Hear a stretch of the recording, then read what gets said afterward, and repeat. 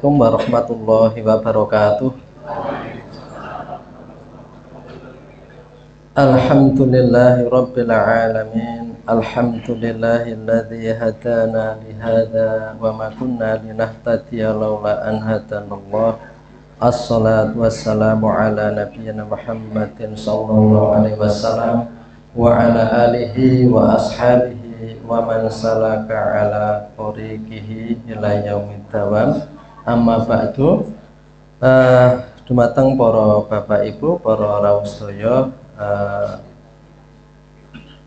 mukminin mukminat rahimakumullah. Alhamdulillah wa syukrulillah, pada pagi hari ini kita masih diberikan kenikmatan, rahmat, hidayah, taufik dari Allah Subhanahu wa taala sehingga kita dapat bertawajuh, bersilaturahim dalam rangka tafakuh, tadzakur gitu ya, tadabur ya, untuk ajaran-ajaran agama Islam.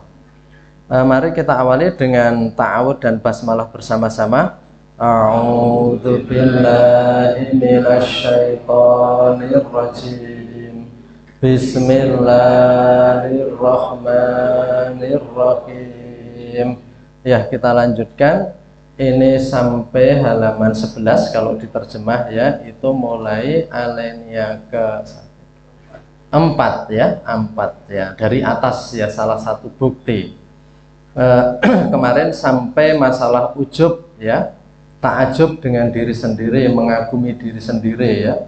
Jadi silau dengan kelebihan yang dimilikinya sendiri, itu ujub ya. Kemarin cara menghindarinya bagaimana, kemarin sudah bersama-sama kita bahas, dan sekarang kita masuk selanjutnya, masih aspek dari 5 yang harus dipenuhi ya.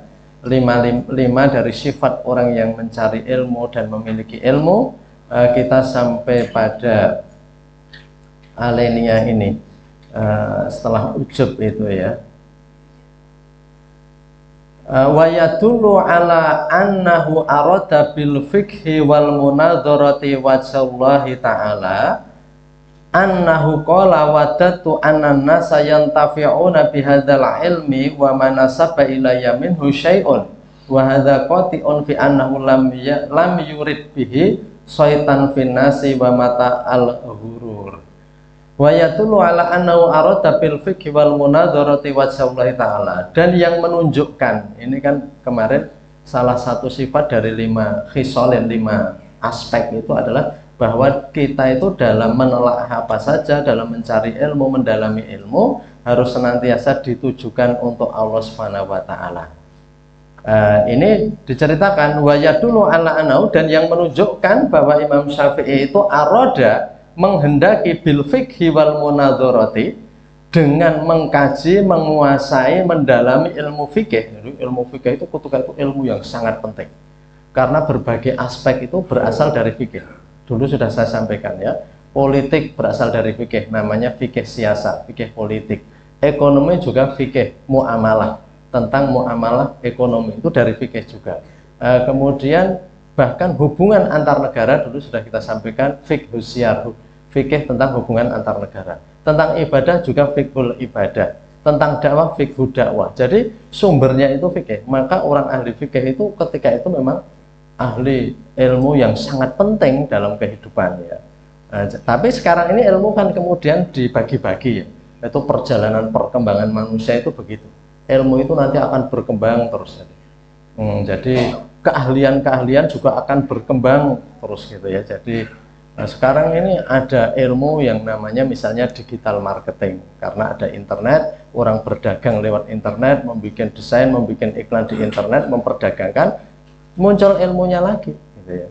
Sama dalam dunia teknik juga begitu, dalam dunia pesawat juga begitu, karena pesawat muncul terus yang baru-baru gitu ya.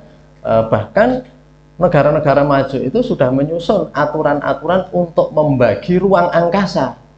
Jadi di luar bumi, nanti di bumi, di planet lain itu sudah mulai disusun aturan untuk membagi-bagi. Tentunya itu yang berkepentingan dapat bagian itu negara-negara yang sudah bisa sampai ke sana. Kalau negara seperti kita yang ke sana saja belum ada, itu ya mungkin isondone sentek kabeh dibagi. Itu sudah ada. Saya pernah ketemu orang Indonesia ahli hukum internasional yang diikutkan dalam forum untuk menyusun aturan bagi-bagi kapling-kapling di luar angkasa. Sing Indonesia mereka pripun cilakane wong bodone suwe gitu ya. Atau lebih pinter keri. Penjajah itu karena pinternya lebih awal. Jadi ketika Belanda menjajah di sini, Cornelis de Houtman mendarat di Banten ya, itu kan 1600-an ya, itu di Eropa sudah banyak perguruan tinggi berdiri. Di Eropa sudah banyak seperti Oxford, Cambridge itu ya, di Inggris itu tua sekali, abad ke-12-13 sudah berdiri. Jadi perguruan tinggi di sini berdirinya 1900-an lebih itu belum apa-apa. Maka karena mereka pintar, punya perguruan tinggi, pintar-pintar orangnya, maka kemudian mencari daerah-daerah yang masih bodoh untuk dijajah. Itu resiko orang pintarnya belakangan itu selalu ketinggal. Yang namanya Snogorgronya, yang itu menjadi penasehat politiknya Belanda selama menjajah. Karena Belanda mau menaklukkan Aceh kok sulit menaklukkan daerah Islam. Gimana caranya menaklukkan orang Islam? Snogorgronya itu ketika itu seorang profesor zaman penjajah itu. Profesor di Universitas Leiden, ahli bahasa Arab.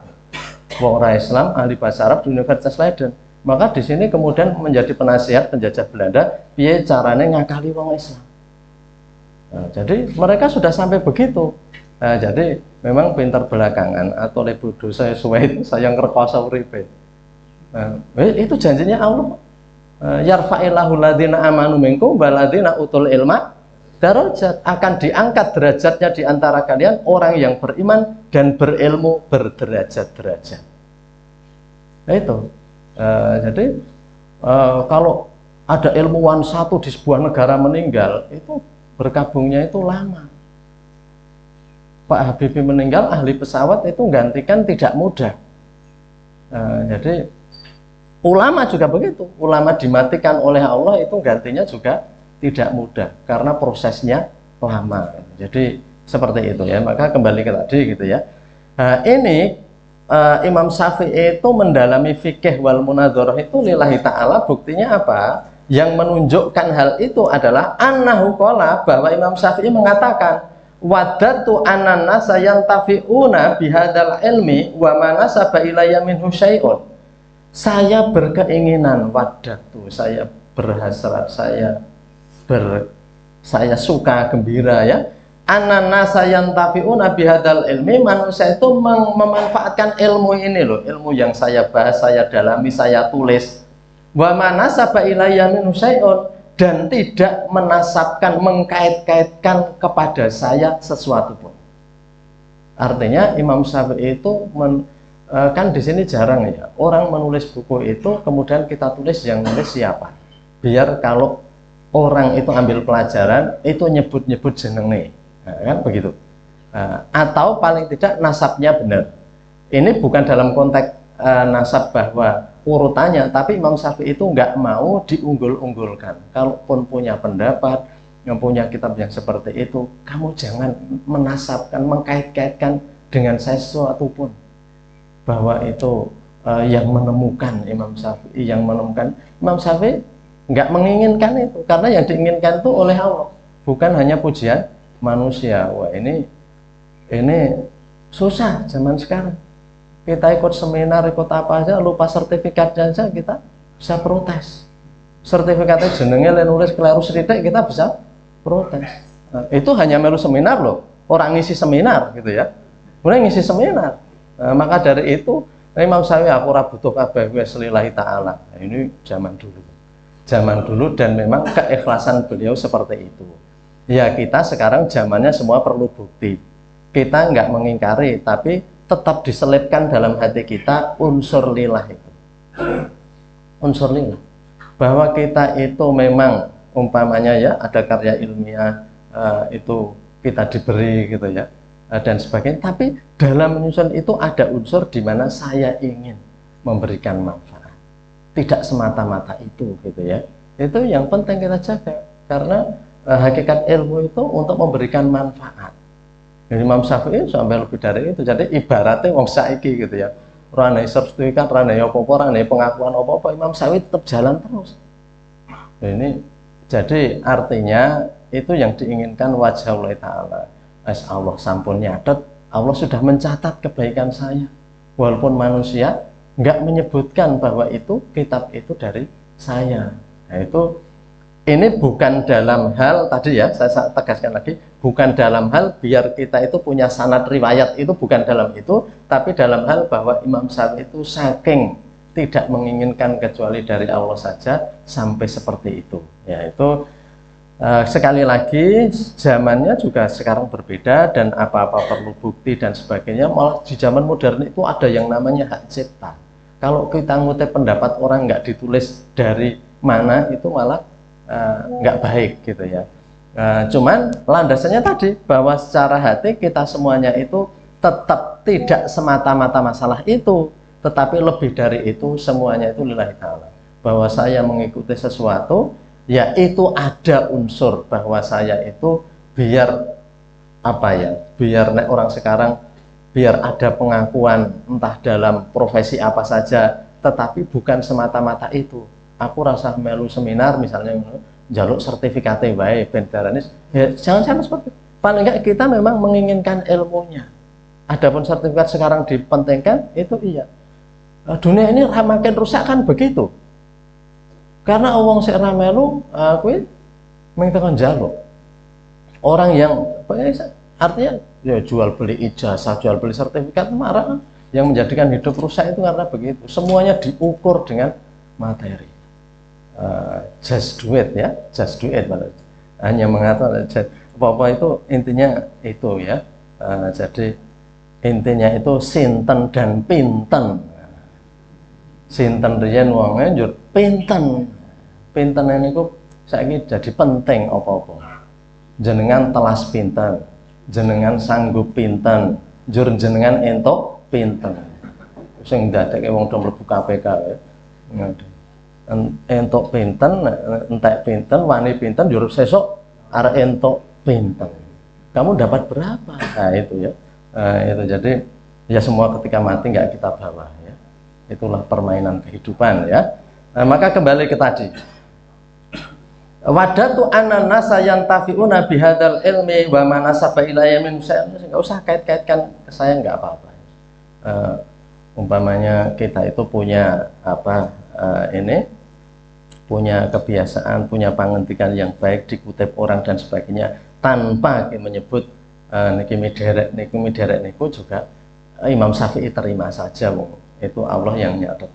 Catatan Allah itu sudah tidak ada yang terlewat. Mayal fidhu min qaulin illa ladaihi raqibun atid, tidak terlafaz satu ucapan kecuali semua terrekod dengan baik, tercatat dengan baik. Maka nanti di akhirat nanti ketika catatan itu disodorkan, ya sekarang ini kita mulai memahami ya catatan malaikat itu kenapa bisa detail sekali. Wong orang sekarang itu apa-apa sudah mulai tercatat. Bahwa kalau di akhirat itu kan dikatakan itu itu nakhtimu pada hari kiamat nanti, pada hari hisab, nakhtimu ala afahim, mulutnya akan kami kunci, wa tukallimuna, dan akan berbicara kepada saya, wa tukallimuna aidihim, tangan mereka, wa arjuluhum, dan kaki mereka, bima kanu yaksibun. Mulutnya itu nanti nggak bisa menjelaskan karena tangan dan kakinya akan bicara sendiri-sendiri. Dulu kita itu ya percaya gitu aja. Tapi hari ini untuk percaya itu makin mudah karena buktinya sekarang teknologi bisa menyisakan. Kita kemana saja buka pintu, kita sudah terekam bahwa dia itu baru saja masuk ruangan ini karena sidik jarinya ada di situ. Sidik jari, saya pernah baca berita ya, ada pemerkosa yang 30 lebih yang diperkosa itu di Jawa Timur. Ketahuannya apa? Karena orang sama sekali nggak mengira, bahkan istrinya juga nggak mengira. Itu ada di berita kalau dicari. Dan diketahui itu di sidik jari dari anak yang diperkosa itu, jendelanya itu ada sidik jari, dan dicocokkan ternyata cocok dengan orang itu, yang orang nggak pada mengira, bahkan istrinya juga nggak tahu. Itu karena apa? Sidik jari bahwa kamu mesti pernah sampai di situ. Nah, sekarang dengan retina mata kan jenengan absen melihat saja itu sudah langsung terekam. Sekarang naik kereta api nggak usah menunjukkan tiket, begitu masuk langsung edek nama kita keluar, nama kita itu keluar. Sekarang itu jenengan saya pun asing nggih nitih kereta api sekarang ngoten. Dadi tiketnya mboten sah biru, kesane iki tiket ora tau do dicek kemudian. Karena cukup kita melihat Pak pandang itu kamera langsung keluar nama kita. Dan ini sudah jelas semuanya sekarang. Jadi berarti mau kemana-mana itu akan kelihatan. Dan semua sekarang di mana-mana banyak CCTV ya, CCTV yang itu akan merekam juga. Jadi catatan itu otomatis terekam. Banyak pelaku kejahatan karena CCTV-nya bisa dibuka. Nah, jadi apalagi Allah Subhanahu wa taala ini manusia baru diberi ilmu sedikit saja. Sekarang kepandiannya ngedapi-dapi. Ngedapi-dapi sekarang ini.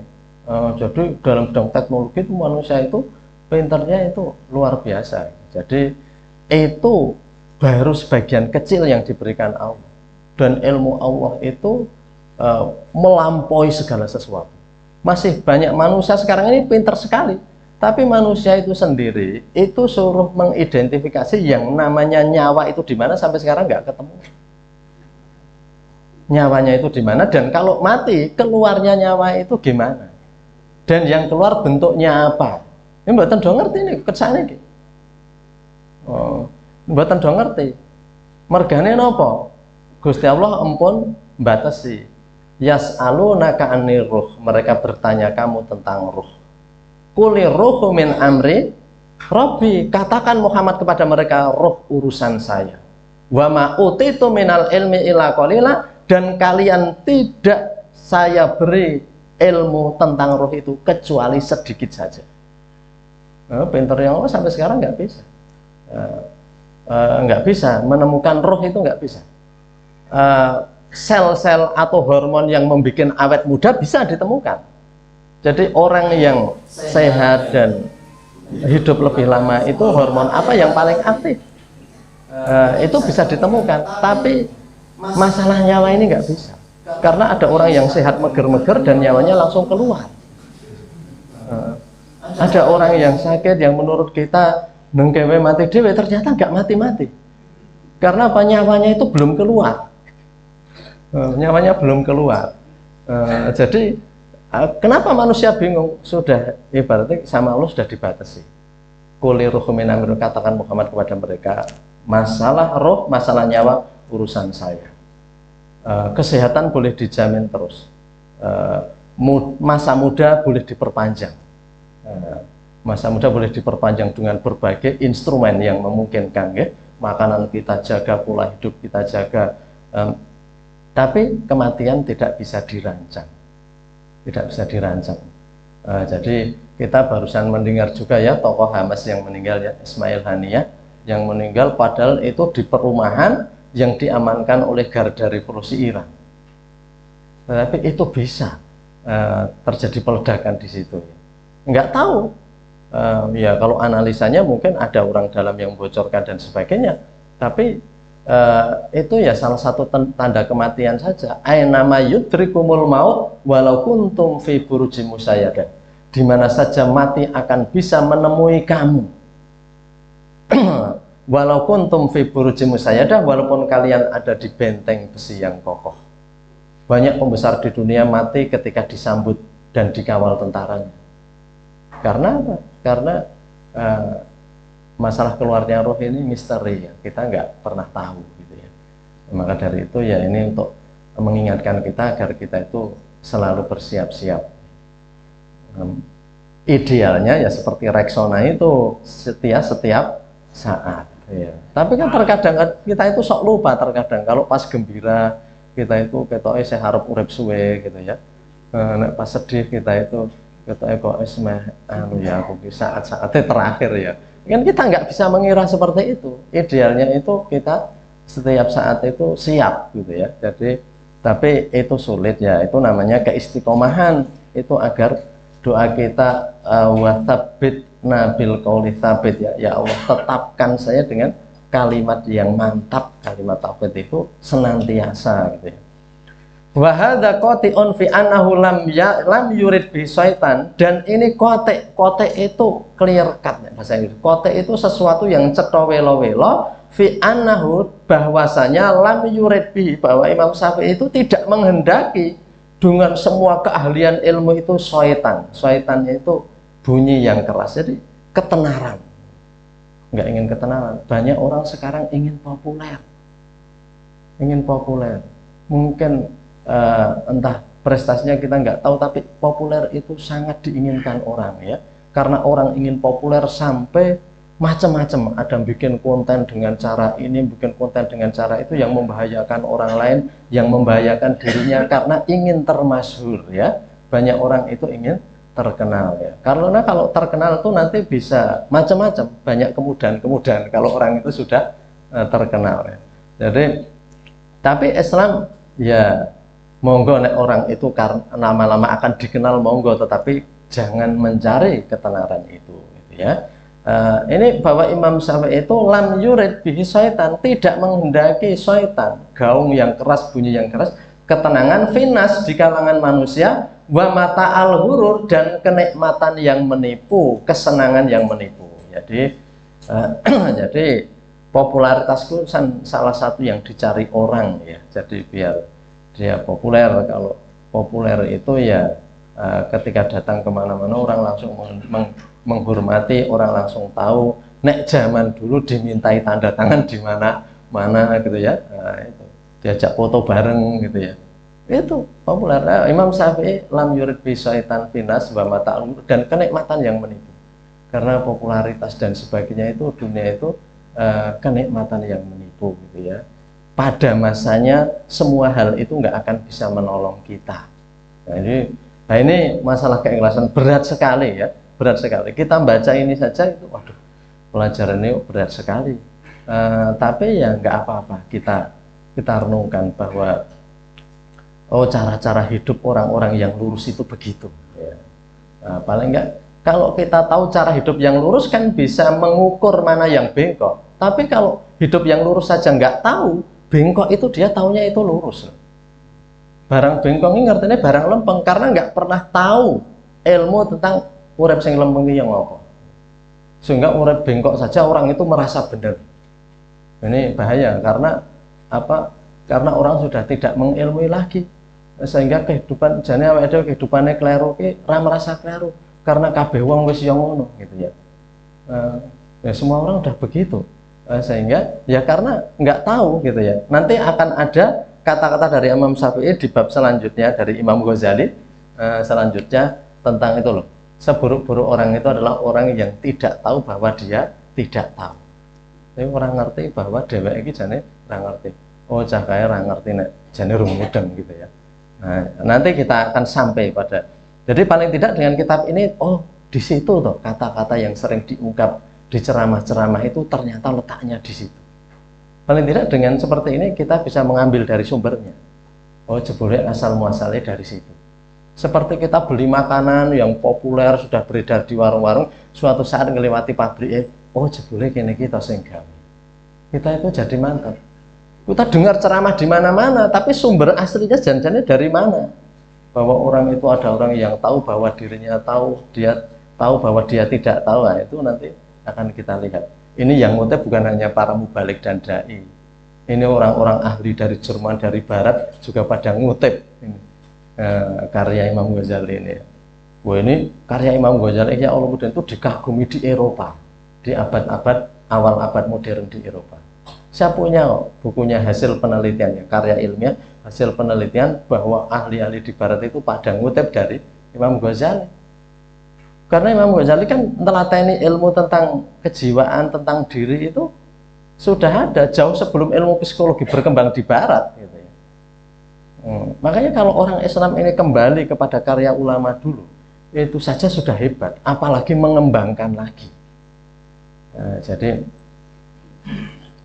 selanjutnya waqala manadzartu ahadan qatun fa ahbabtu min ayahta'a wa makalam tu ahadan qatun ila ahbabtu ayufika wa yusaddida wa yu'ana wa yakuna alaihi riayatun minallahi ta'ala wa khifdun wa makalam tu ahadan qotun ila wa ana uridu ayubayyinallahu ta'ala al-haqqo ala lisani au ala lisani. Dan Imam Syafi'i itu manadzartu ahadan qotun, saya tidak berdiskusi. Nadzara itu melihat, tapi juga bisa diartikan mengamati. Maka munadzarah itu pengamatan, bisa juga diartikan dengan pembahasan bersama.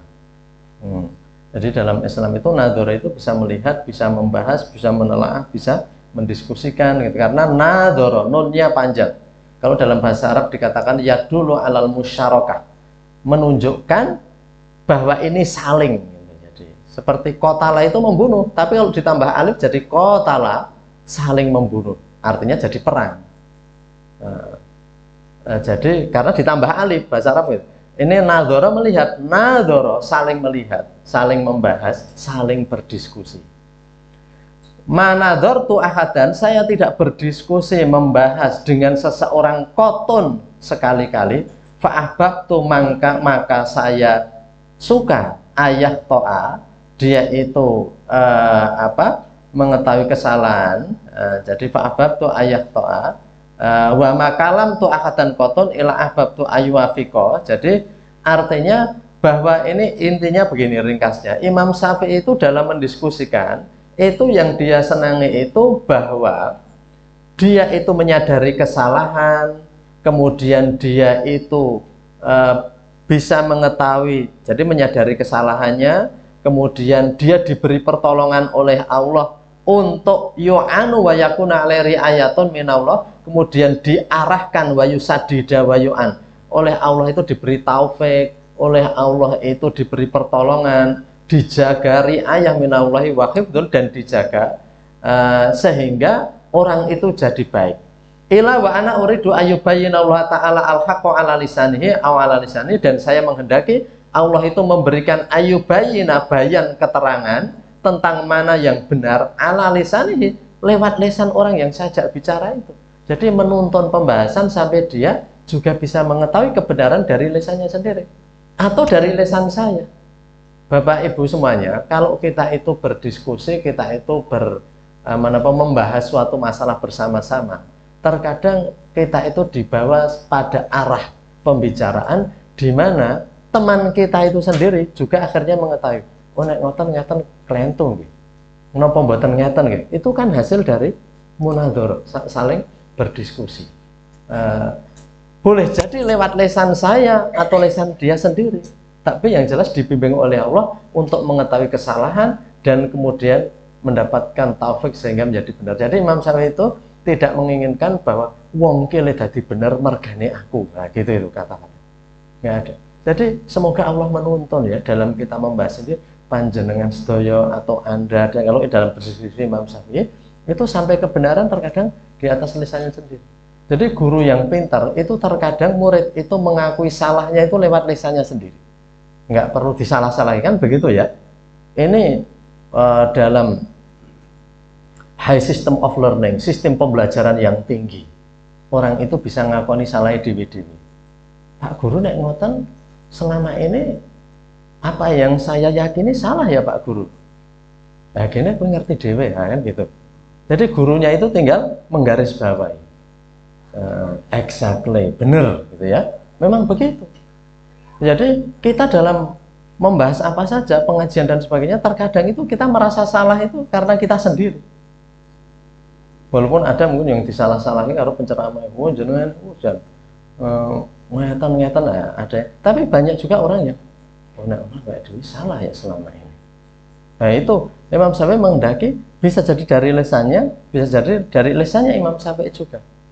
Tapi kembali ke tadi, intinya di sini Imam Syafi'i itu tidak menginginkan merasa bahwa dialah yang menjadikan seperti ini. Nek mboten enten kula sembuh wong tiyang riki-niki.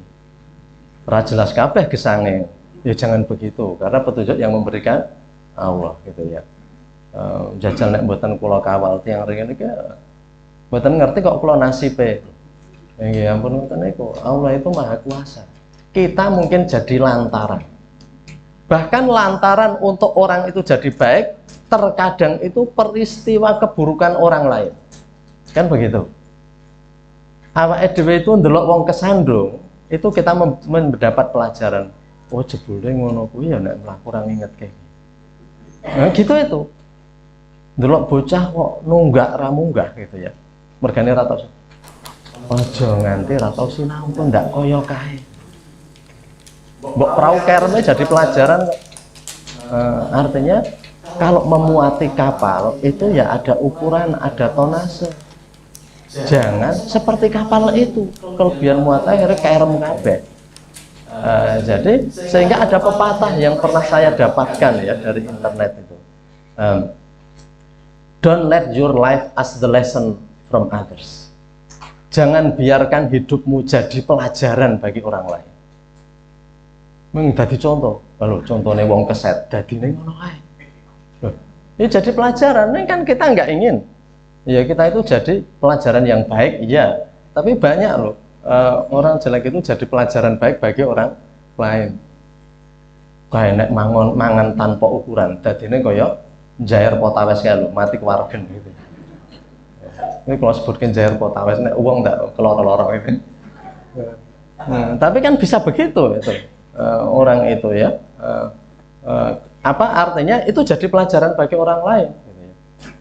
Bocah ya cerdas ya ora, pedel ya ora gitu ya, modal ya ora, sinau tanpa nggawa buku, sinau tanpa apa tuku buku ya ora, cerdas wonge gampang lele ya, ini jadi pelajaran orang lain. Jadi pelajaran orang lain. Jadi artinya itu pepatah itu benar juga walaupun yang bikin pepatah itu mungkin orang bukan Islam gitu ya. Don't let your life as the lesson from others. Jangan biarkan hidupmu hanya jadi pelajaran yang nggak baik bagi orang lain. Di situ itu di puisi itu lalu digambari kapal tenggelam, kapal yang nyaris tenggelam. Jangan biarkan hidupmu hanya jadi pelajaran bagi orang ngono-ngono, kerem ngono gitu. Nek wong orang hati-hati ya itu ya. Jadi makanya kita ya betul kita jadi bahan pelajaran tapi pelajaran yang baik. Loh, jadi bocah ngono kae. Nek bocah ki jujur. Walaupun ada pepatah nek jujur ajur, ning ternyata dia itu ambil pepatah yang jujur dan hidup mujur gitu ya. Sehingga ya nyatane iso kok urip kae. Bocah kae ra jelas kene kok iso urip ya gitu ya.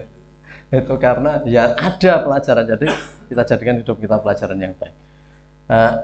Itu ada loh doanya dalam Al-Qur'an biar hidup kita jadi pelajaran baik.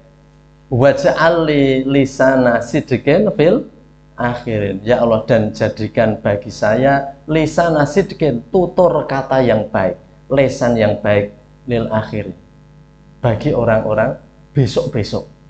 Nek mbiyen nang kene iki tau eneng wong jenenge iki. Wong iki entengan. Itu jadi tutur kata yang baik. Eneng lho wong mbiyen urip nang kene iki. Omongnya kuwi betah ngeleh, nah, gitu ya. Jadi tutur kata yang baik. Jadi eneng wong urip nang kene iki, wong iki setiti banget. Wong resikan banget. Itu kan tutur kata yang baik. Tutur kata yang jelek ya lawan katanya itu semua. Biyen tahu eneng wong urip nang kene iki wong keset banget. Biyen tahu ya eneng urip nang kene wong iki cedhil banget. Ya jangan. Itu maka doa kita waj'alli lisana sidqin fil akhirin, jadikan saya ini tutur kata yang baik bagi orang besok-besok. Loh ada doanya ya. Agama Islam ini lengkap tenan niku ajeng ndonga napa jenengan jane. Meng terkadang kita belum paham.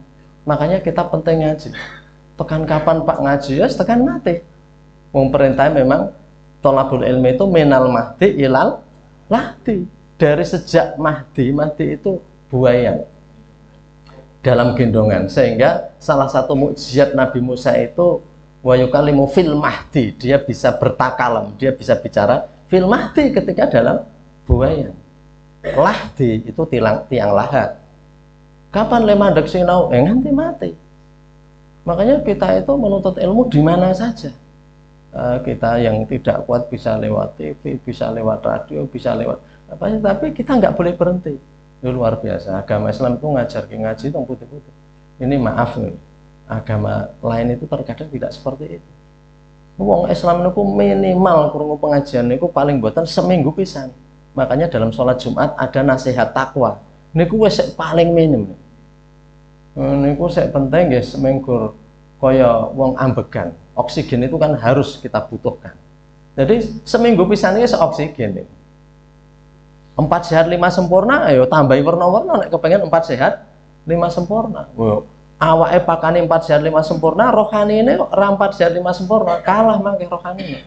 Awake do bedegung, rasa kuat, ning rohaninya kopong niku membahayakan. Senengane nek dadi canom nggih mungkin ngajar koncone, ngantemi koncone dan sebagainya.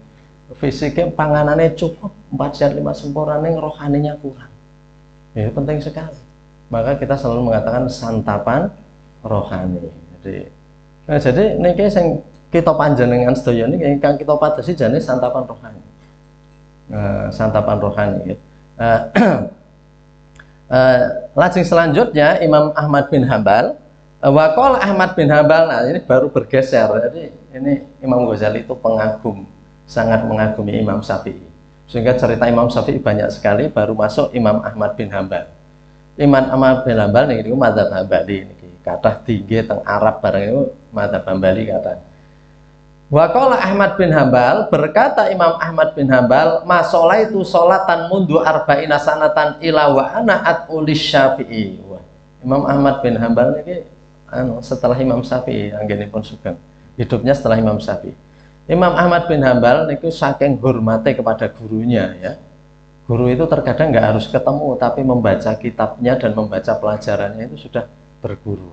Di zaman sekarang, era internet, era digital, saya itu juga seperti pernah saya sampaikan. Saya kenapa tahu ceritanya Profesor Hamka ketika naik haji di usia 19 tahun ya, tahun 27 dulu saya pernah cerita. Itu karena saya juga dengarkan ceramah beliau. Di YouTube kan ada. Subhanallah, ini jadi dengan YouTube itu kita bisa mendapat ilmu. Jadi Profesor Hamka itu sudah wafat itu ketika saya itu kelas 1 SMP, kalau nggak 2 SMP ya, SLTP. Sehingga praktis nggak pernah dengar ceramahnya, tapi sekarang di YouTube ada itu ceramahnya, termasuk yang saya ceritakan itu karena saya dengar ceramahnya. Kalau bukunya bisa dibaca ya, tapi ceramahnya, suaranya itu bisa kita dengar. Itu manusia itu makin pintar terus ya untuk seperti itu.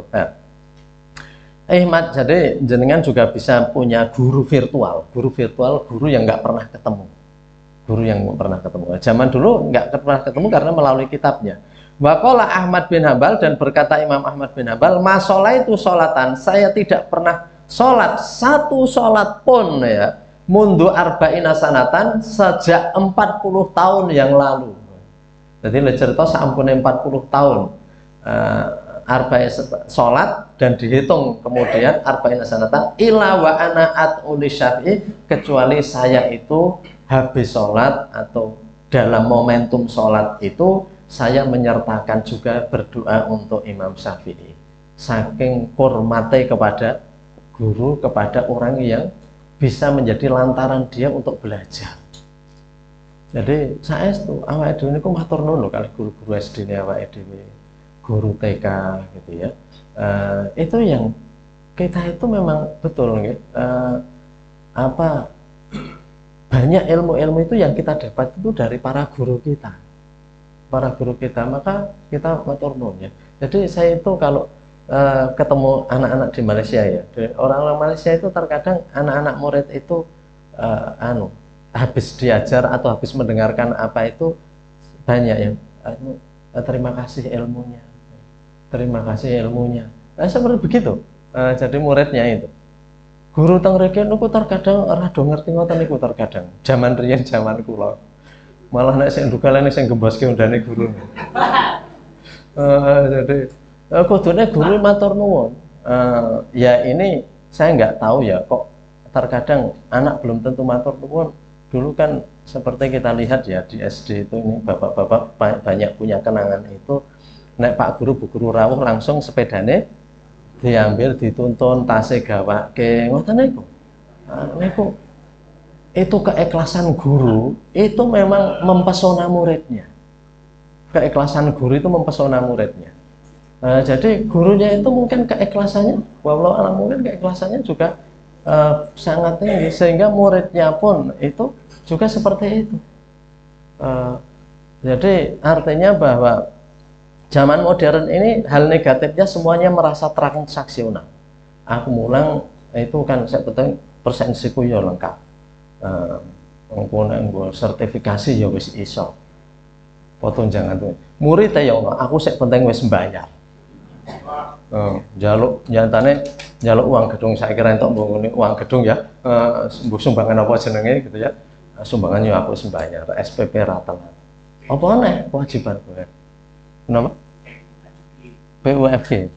Nggih, mbuh namine werni-werni, tapi murid merasa bayar dan gurunya merasa sudah menunaikan, padahal keikhlasan itu perlu kita tanamkan. Sehingga kita ngajar itu sepenuh hati, ya. Artinya ini saya ngajar bukan hanya masalah kewajiban saya, tapi saya lebih dari sekedar itu. Semua orang-orang yang sukses dan hebat di dunia rata-rata melibatkan hati dalam melakukannya. Restoran yang melibatkan hati, senajan begitu saja sudah cukup, tapi terkadang pegawai restoran itu sampai, pripun kabare Pak, pripun niki pun ragi luwe nggih ngeten.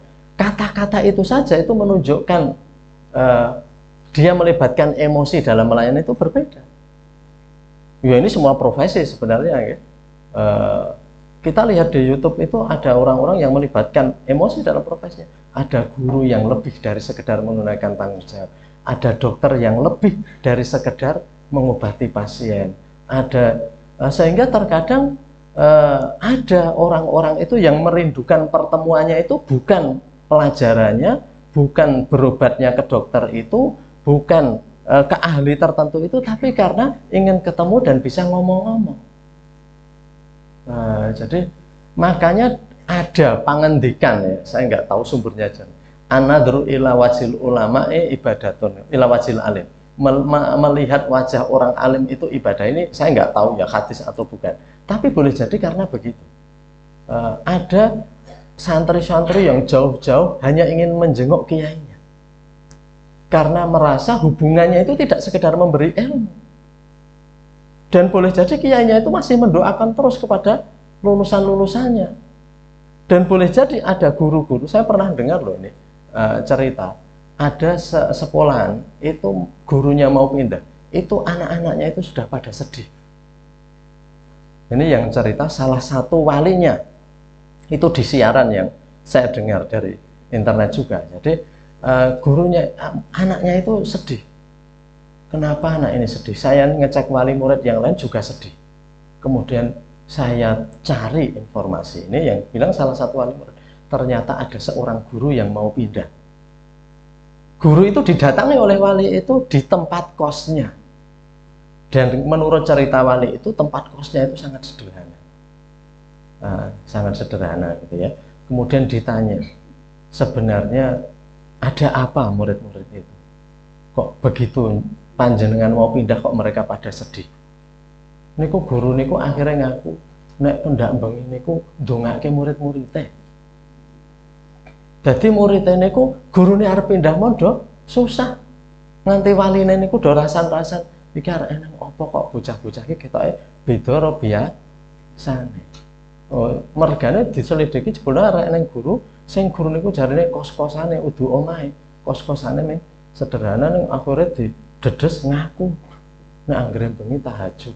Kok iso kok ngoten nggih. Dadi murid temon nganti kangen, nganti seneng karo guru. Ora malah waduh Pak guru kae mlebu mau seneng ya mergane arep kosong. Medeni guru kae. Mbok lara wae Pak guru kae.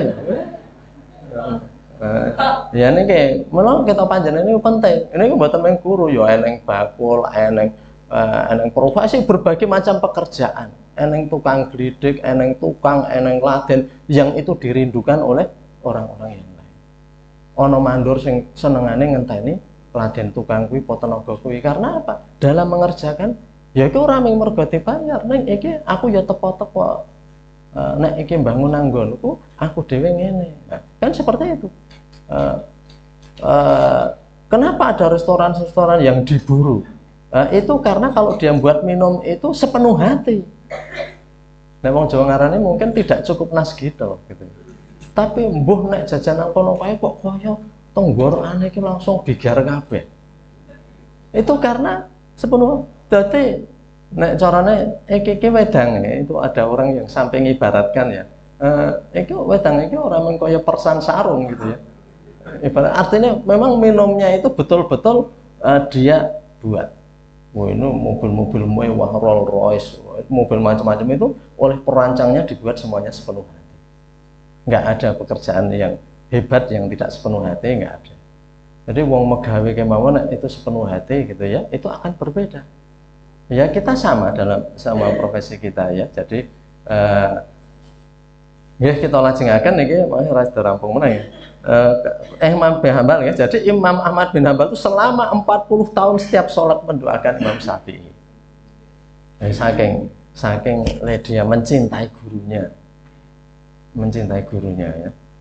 Jadi maka bagi kita semuanya ya orang tua, guru dan orang-orang yang lebih senior dari kita itu semuanya itu merupakan orang-orang yang banyak menyumbang pada kehidupan kita ya, seperti himne guru itu ya. Jadi kita itu bodoh jadi pintar ya karena Allah, tapi lewat lantaran guru-guru yang baik. Kula ini kata saya kemutan asring kula matur kalih Pak Warman gitu. Riyen GSD niku kerep dijak sinau teng daleme Pak Warman. Walaupun Pak Warman tidak ngajar di SD kami, tapi itu saya dan teman-teman lebet Pak Wardi bareng adine itu tadi diajak sinau dengan Pak Warman, dan Pak Warman sampai sekarang juga alhamdulillah masih sehat. Saya juga sering ketemu banyak ya di antara guru-guru niki Bu Marsilah riyen pramuka kula nggih dilatih Bu Marsilah, ketemu Pak Darsono guru kelas 4 saya ya, guru-guru yang lain. Jadi ya semuanya itu kita dalam hidup itu perjalanan memang kita saling begitu nggih.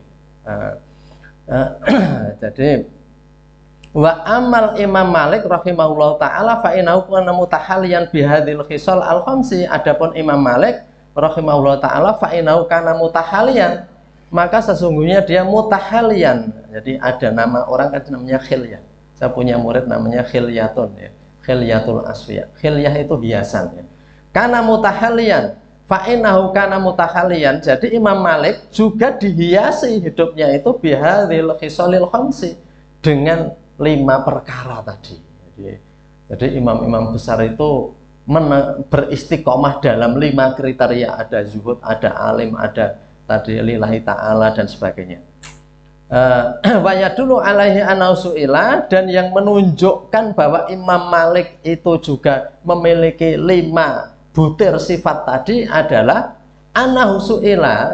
Jadi yang membuktikan bahwa beliau itu ditanya, matakulu ya Malik fi thalabul ilmi, matakulu ya Malik, pernah ditanya, hei Imam Malik, ini bahasa Arab niku ngeten iki nggih, takon saja ya Malik, padahal Imam Malik itu imam besar. Wali kota Madinah saja dengan Imam Malik itu sungkannya bukan main, takutnya bukan main. Wali kota Madinah loh niki. Niki Imam Malik ini ulama. Jadi wali kota itu kalau datang ke Imam Malik terkadang ditolak masuk. Luar biasa, ulama-ulama zaman dulu itu istiqomahnya begitu ya. Tidak silau, tidak silau. Nah, jadi Imam Malik itu waktu mau wali kota Madinah, waktu mau daftar ke Imam Syafi'i, jadi Imam Syafi'i itu yang ngantarkan agar diterima jadi muridnya Imam Malik. Niku adalah wali kota Madinah. Jadi Imam Syafi'i niku tiang Mekah asal ya, ibu emang cah yatim, kepengen banget sinau kalih Imam Malik. Mergane napa? Mergane maos kitabe Al-Muwatta. Imam Syafi'i ini cah pintar, cah teng Mekah, cah miskin yang pintar. Sehingga begitu maca buku Muwatta niku terpesona dengan kitab Al-Muwatta, malah raming terpesona diapalke buku niku. Sakderenge ketemu gurune es apal kitab Al-Muwatta. Disebutke ngeten iki ketok abot fatwa dhewe niku nganti tuwa ra eneng kitab sing apal. Nah ini apal kitab Al-Muwatta, akhirnya ingin berguru pada Imam Malik. Terpaksa ini nggak selesai sekarang buat apa-apa. Karena ini penting, berguru kepada Imam Malik sehingga ibunya yang janda, ibunya janda miskin itu menemui wali kota Mekah, menyampaikan, wahai Pak Wali Kota, anak saya ini kepengen sekali belajar ke Imam Malik. Imam Malik itu di Madinah. Nggih nyuwun, nek zaman saniki nyuwun jenengan paringi urek-urek ngoten nggih, diberikan rekomendasi kajenge makin ditampi. Nah, wah niki ceritanya niki sangat menyentuh. Imam Malik akhirnya berangkat ke Madinah, dititipkan oleh ibunya, dititipkan kafilah yang mau pergi. Ibunya ngedol barang-barang warisan sing isih keneng didol nggo ngragati anake, mergane anake kepengin banget sinau kalih Imam Malik. Kalih ibune duwite niku digaweke sak njur dijahit. Dijahit niku. Ndak ilang, ngono cah cilik Imam Malik, Imam Syafi'i niku cah cilik. Dititipke rombongan si ajeng teng Madinah. Nek sakniki arep mondokke anake, arep nguliahke anake teng kota lain. Wah, sing ngeterke akeh banget terus warna-warna. Imam Malik ki mbot, Imam Syafi'i mbot mung dititipke. Pak niki titip lare kula nggih. Mangke niki titip saged dugi Madinah. Dititipkan kafilah yang mau berangkat. Duitnya dijahit, kalau ibune dijahit, mangke ndak tiba. Tur ndak kalong barang ya iki. Oh, ndak kalong. Niku wis didol-dolke warisan kalih ibune. Akhire tengah dalan Bapak Ibu sedaya nasibe dicegat karo perampok. Cegat kalih perampok. Perampoknya itu memang ada bosnya. Bosnya niku mboten melu gledah. Digledah kabeh. Imam Syafi'i ditakoni, "Kowe duwe duit ora?" "Gadah."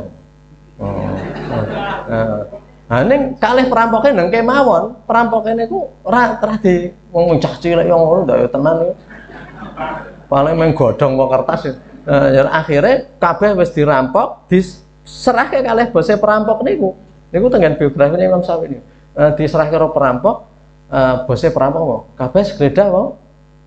Ya ora bose. Apakah semua sudah digeledah? Ya sudah, kami ambil. Tapi tadi ada anak kecil yang bilang dia punya duit, tapi nggak saya ambil. Wes kembali ambil. Wah, bosnya ngoten ya. Wes jiko. Nanti bocah mau. Boleh. Kamu tadi bilang kalau kamu bawa duit ya? Iya. Di mana duitnya? Itu di sini dijahit. Oh, dijiko kan kali perampok. Dijiko. Dijiko nyur di persembahkan pada bos perampok niki. Loh. Ah bocah kok iso ngaku kepiye? Nek duite wis disimpen, kowe ra weruh kok malah ngaku. Celoke bocah ya. Oh, bosnya perampoknya celoke. Le napa? Kowe kok ngaku? Nek kowe nggawa duit wong wis disimpen ngono. Ketika saya mau pergi, saya dinasihati oleh ibu saya, kamu jangan sekali-kali bohong. Wah, dasar sekali. Kamu jangan sekali-kali bohong. Sehingga nggak bohong termasuk kepada perampok. Akhirnya bosnya perampok niku ternyuh malah cah cilik kok wis ndalan. Aku sing nganti tuwa yo ngene wae uripe ra karuan. Wes mulai sekarang saya insaf. Dadi insaf niku. Cah cilik wae iso ndadekke insafe bos penjahat. Nggih to? Awake dhewe nganti tuwa niku ngejak wong apik angel. Ker saiki takoni jenengan wis tau ngejak apik wong pinten. Dhewe to angel. Anak kula mon bantah terus ya kalih kula. Jadi itu bos perampok saja itu bisa ikut. Singkat ceritanya, bos perampok itu jadinya insaf dan menjadi orang baik dan terus sampai Madinah. Ini rekomendasi diberikan ke wali kota Madinah oleh wali kota Mekah, ditujukan wali kota Madinah. Intinya anak ini tolong diantarkan ke Imam Malik. Imam wali kota Madinah itu takut sekali dengan Imam Malik. Waduh, kamu kok ini kok saya suruh ngantar kamu ke Imam Malik. Saya sendiri itu takut sekali ketemu Imam Malik. Lebih baik saya suruh berjalan kaki dari Madinah ke Mekah daripada suruh ngantar kamu ke Imam Malik. Loh, hormati sama ulama begitu. Itu ulama-ulama yang nggak bisa dibeli, Bapak Ibu. Yang nggak silau dengan tawaran-tawaran dunia. Di zaman dulu ada pelajaran ini. Akhirnya singkat cerita, bertamulah ini sebagai penutupnya ya, karena jamnya habis. Akhirnya betul datang ke Imam Malik dan mengetuk pintu. Wali kota Madinah itu ngantarkan Imam Syafi'i. Begitu ngetuk pintu, dibuka oleh pembantunya. Mohon maaf, kami ini mau ketemu Imam Malik. Pembantunya ini belum saatnya, nggak bisa ketemu sekarang. Wali kota ditolak dengan enaknya. Akhirnya wali kotanya nunjukkan, ini saya datang ini nggak sembarangan, saya bawa rekomendasi dari wali kota Mekah. Akhirnya disowan ke Imam Malik, nggih bisa ketemu. Singkat cerita, wali kota Madinah jelaskan bahwa anak ini ingin belajar. Kemudian Imam Malik lihat dulu anaknya. Ini Imam Malik orang yang alim ya, sehingga melihat calon murid itu langsung bisa menilai. Dilihat, setelah dilihat di fit proper nek zaman saat ini, ya boleh jadi muridnya. Ini kok awal mula Imam Syafi'i boleh menjadi muridnya Imam Malik. Ajeng boleh ilmu ya orang sungguh-sungguh, yang mengajar ya sungguh-sungguh. Ini ketemu, dahsyat sekali. Murid keset ketemu guru atau persiapan, jadi nemboh gitu. Nah ini muridnya seperti ini, gurunya seperti itu, ketemu jadilah mereka ulama-ulama besar. Jadi itu jalan ceritanya, sesuatu itu menjadi sesuatu, itu semuanya juga ada riwayat perjuangan dan ceritanya. Bila mekatan ini terpaksa nggak selesai, insya Allah besok masih ada 2 alinea, untuk kelanjutannya baru berganti bab lain. Miderek kawula langkung saya lebih detail daripada kita cepat, tetapi nanti ada hal-hal yang kurang pas. Bila mekatan buatan wonten kesempatan pambutan bersama margi wektalipun sampun telas, saestu kathah kirangipun nyuwun pangapunten, nastagfirullah wa lakum. Monggo kita pungkasi dengan doa penutup majelis. Subhanaka Allahumma bihamdika asyhadu an la ilaha illa anta astaghfiruka wa atubu ilaik. Nastaghfirullah li wa lakum. Assalamualaikum warahmatullahi wabarakatuh.